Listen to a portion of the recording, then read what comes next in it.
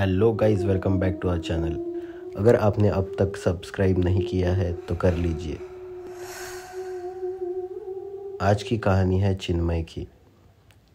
चिन्मय, अक्षय और योगेश तीनों मुंबई में रहने वाले 3 दोस्त बहुत दिन से कहीं छुट्टी पे नहीं गए थे। लॉन्ग वीकेंड भी आ रहा है तो छुट्टी पे चले जाते हैं। ये लोग प्लान करते हैं अक्षय के गांव जाने का। चिन्मय ऑनलाइन टिकट बुक कर लेता है और ये लोग निकल पड़ते हैं। अक्षय का गांव है सालगांव। सालगांव गोवा से काफ़ी दूर नहीं है, गोवा के आसपास ही है। सालगांव को हरियाली और प्राकृतिक सुंदरता के लिए माना जाता है। यहाँ का जंगल, सुंदर वातावरण और पुराने गांव के सौंदर्य के लिए फेमस है। ये तीनों मुंबई से सुबह की ट्रेन पकड़ लेते हैं। ट्रेन में जाते जाते ये लोग आगे की प्लानिंग करते रहते हैं कि यहाँ से गोवा कैसे जाएंगे, कहाँ पे स्टे करेंगे, क्या करेंगे। तो अक्षय बोलता है, मेरे गांव में एक दिन स्टे करेंगे, उसके बाद हम लोग गोवा के लिए निकल जाएंगे। तीनों भी मान जाते हैं। ये लोग स्टेशन पे उतर के गांव के लिए रिक्शा कर लेते हैं। रिक्शा से गांव तक पहुँचते पहुँचते 9 साढ़े 9 का वक्त हो जाता है। ये तीनों सोचते हैं खाने के लिए कुछ ले लेते हैं। फिर खाना भी बनाना पड़ेगा और घर भी साफ़ करना पड़ेगा, क्योंकि अक्षय के घर में कोई रहता नहीं था। वहाँ पे बस छुट्टियों में लोग जाते थे।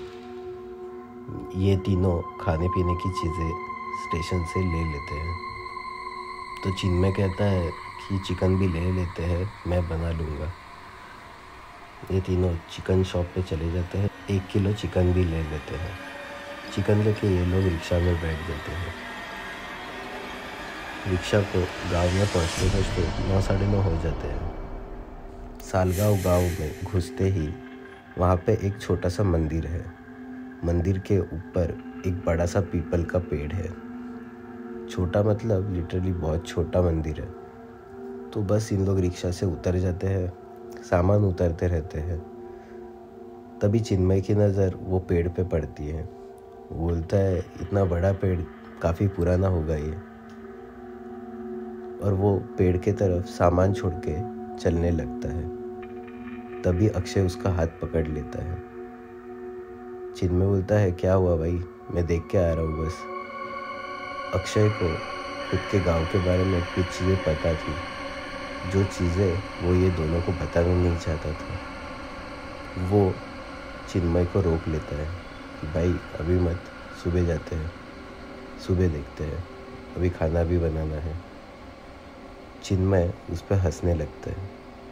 बोलते, क्या हुआ भाई, बता तो सही।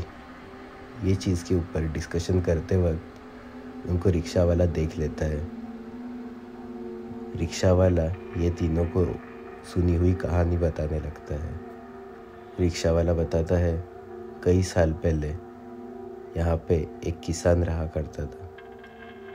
वो किसान को ये पेड़ के जड़ में एक पेटी मिली। किसान काफ़ी गरीब था। वो पेटी के बारे में कुछ नहीं जानता था, मगर कहानियों में सुना था कि यहाँ पे किसी ने सोने की पेटी गाड़ी हुई है। जो पेटी बाहर आने से उसके साथ जुड़े हुए कई रहस्य खुल जाएंगे। किसान सोचता है, अगर इसमें मुझे सोना चांदी जैसी कोई चीज़ें मिली तो मैं अमीर हो जाऊंगा। मुझे ये खेती वगैरह नहीं करना पड़ेगा। ये सोच के वो झाड़ के जड़ में से वो पेटी को निकालता है। पेटी के साथ बहुत सारी बुरी कहानियाँ जुड़ी हुई थी, जो किसान नहीं जानता था। पेटी को खोलते ही उसमें से चीखने की आवाज़ें आने लगती है। अंदर सोना चांदी गहने बहुत सारी चीज़ें रहती है। तो किसान वो सब लेके गांव से चला जाता है, मगर गांव वाले परेशान हो जाते हैं। वो पेड़ के आसपास रात को बहुत सारी भूतिया चीज़ें होने लगती है। लोगों को चीखने की आवाज़ें आती है। लोग धीरे धीरे करके गांव से गायब हो रहे थे। लोग कहाँ पे जा रहे हैं, क्या कर रहे हैं, किसी को नहीं मालूम था। ये सब चीज़ें सुनने के बाद चिन्मय रिक्शा वाले पे हंसने लग गया, मगर योगेश और अक्षय डर गए थे। चिन्मय को वो झाड़ को देख के उसके आंखों में अलग ही चमक आ गई थी। उसको बस वो झाड़ के पास में जाने का मन हो रहा था। ये दोनों उसको रोक रहे थे कि भाई आज नहीं, कल सुबह जाएंगे, सबकी बात मान, हम भी डर चुके हैं ये कहानी सुन के। तो चिन्मय उन पे हंसने लग जाता है। चिन्मय बोलता है ऐसे कोई चीज़ नहीं है, ये बस बहकावा है, तुम लोग फालतू में डर रहे हो। तो अक्षय और योगेश सोचता है कि इसको जाने देते हैं, हम जाके सामान घर पे रख के आते हैं और खाना बनाने लग जाते हैं। चिन्मय वो झाड़ की तरफ जाने लगता है। अक्षय और योगेश उसका सामान लेके घर में पहुंच जाते हैं। घर खोलते हैं, घर की साफ़ सफाई भी करते हैं। साफ़ सफाई करने के बाद इनको काफ़ी भूख लगती है। थोड़े ही देर में चिन्मय के चीखने की आवाज़ आने लगती है। तो ये लोग वो मंदिर की तरफ भागने लग जाते हैं। उनको चिन्मय ज़मीन पे पड़ा हुआ मिलता है। तो ये लोग डर जाते हैं, उसके मुंह पे पानी का छिड़काव करते हैं। चिन्मय थोड़ी देर बाद होश में आ जाता है और इन दोनों पे हंसने लग जाता है। भाई मैं तो बस मजाक कर रहा था, ऐसे कोई बात नहीं है, तुम लोग फालतू में डर गए और मुझे तुमको डरा के मज़ा आ गया। ये लोग उससे बात करना बंद कर देते हैं।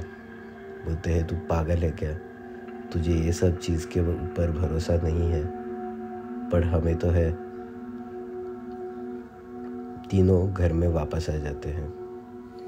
घर में वापस आते ही अक्षय नहाने चला जाता है और योगेश बाहर साफ सफाई करते रहता है।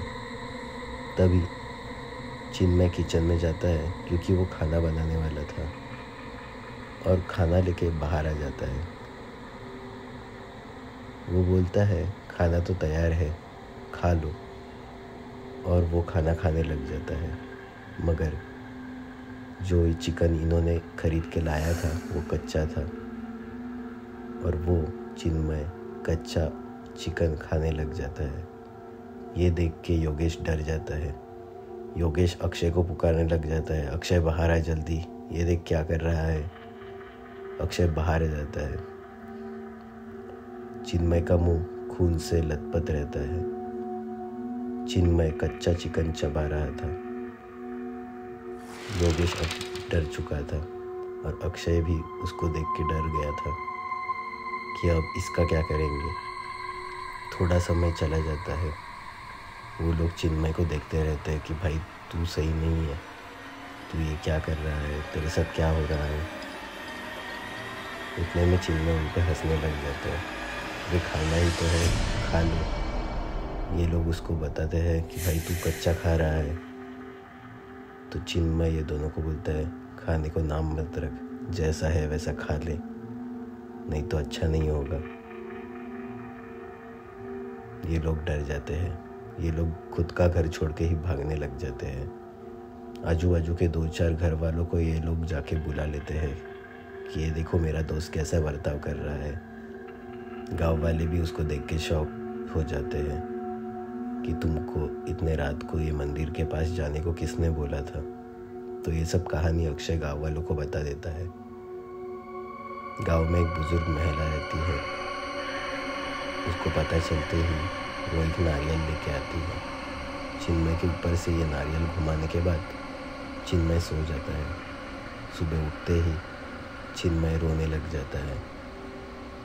तीनों दोस्त वापस दूसरे ही दिन मुंबई लौट जाते हैं। तो दोस्तों आपको ये कहानी कैसे लगी? अगर अच्छी लगी रहेगी तो लाइक कीजिए और चैनल को सब्सक्राइब करना मत भूलना। Thank you.